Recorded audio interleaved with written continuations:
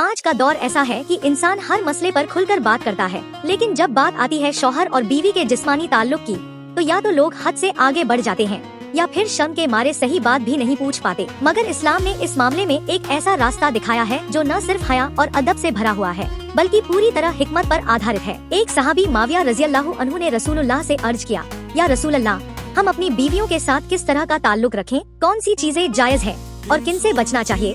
تو رسول اللہ نے فرمایا، تمہاری بیوی تمہارا کھیت ہے، تم اپنے کھیت میں جہاں سے چاہو آؤ۔ اب اس حدیث کا اصلی مطلب کیا ہے؟ اسلام نے کسی بھی عمل کو بنا حکمت کے نہیں بتایا۔ کھیت سے مراد وہ جگہ ہے جہاں زندگی پنپتی ہے، جہاں سے نسل آگے بڑھتی ہے۔ یعنی شریعت کہتی ہے کہ پتی پتنی کا رشتہ صرف جسم کی خواہش نہیں بلکہ اولاد اور رحمت کا ذریعہ ہے۔ جب رسول اللہ نے فرمایا جہاں سے چاہو آؤ تو اس کا مطلب یہ نہیں کہ مرد کو ہر چیز کی کھلی چھوٹ مل گئی، بلکہ اس کا معنی یہ ہے کہ جب دونوں راضی ہوں تو سمے کی کوئی پابندی نہیں، دن ہو یا رات، حلال طریقے سے رشتہ جائز ہے۔ مگر اس کا یہ مطلب نہیں کہ کوئی انسان ایسی حرکت کرے جو قدرت اور شریعت دونوں کے خلاف ہو۔ رسول اللہ نے صاف طور پر منع کیا ہے کہ کوئی مرد اپنی بیوی کے ساتھ اینل سیکس کرے۔ یہ عمل نہ اولاد کا ذریعہ بن سکتا ہے اور نہ شریعت کے مطابق ہے، یہ گناہ ہے اور بے ادبی بھی۔ اسلام نے ہمیں سکھایا کہ حلال طریقے سے پوری کی گئی خواہش بھی عبادت بن سکتی ہے۔ رسول اللہ نے فرمایا، جب تم اپنی بیوی کے ساتھ حلال تعلق رکھتے ہو تو اس میں بھی تمہارے لیے ثواب ہے۔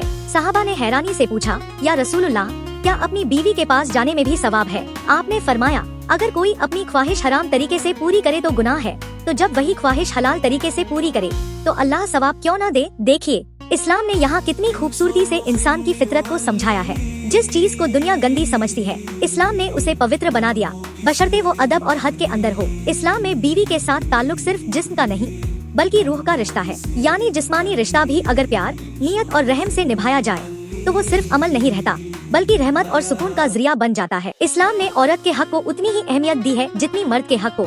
اگر کوئی مرد اپنی بیوی کی خواہش کو نظر انداز کرتا ہے یا صرف اپنی خواہش پوری کرنے کے لیے تعلق رکھتا ہے تو وہ غلط ہے۔ اسلام کہتا ہے کہ جب تک دونوں راضی نہ ہوں تب تک وہ رشتہ مکمل نہیں۔ رسول اللہ نے بیوی کے ساتھ پیش آنے کا طریقہ بھی سکھایا۔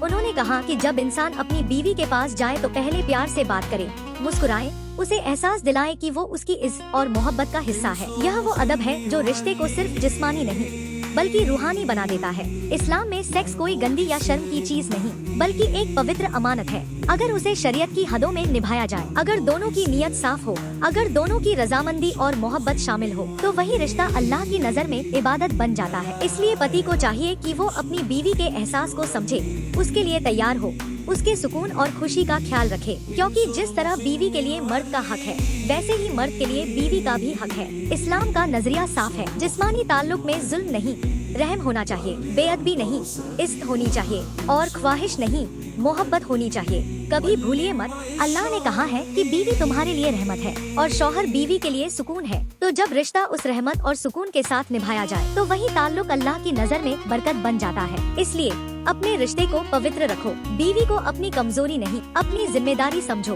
اس سے محبت کرو، اس کی عزت کرو اور اپنے تعلق کو عبادت بناؤ، کیونکہ جب رشتہ شریعت کی حد میں ہوتا ہے تو وہی نفس کی خواہش نہیں بلکہ اللہ کی رحمت بن جاتا ہے۔ دوستو، اگر آپ کو یہ ویڈیو پسند آئی ہو تو اپنا پیار ضرور دکھائیے، ویڈیو کو لائک کیجیے اور ایسے ہی اسلامی اور میرڈ لائف سے جڑے حقیقی اور رہنمائی والے بیانات پانے کے لیے ہمارے چینل امید باری کو سبسکرائب کیجیے۔ آپ کی محبت اور دعائیں ہی ہماری طاقت ہے۔ اللہ تعالی ہمیں حق بات کہنے اور سننے کی توفیق دے۔ جزاک اللہ خیر، اور اگلی ویڈیو میں ملاقات ہوگی انشاءاللہ۔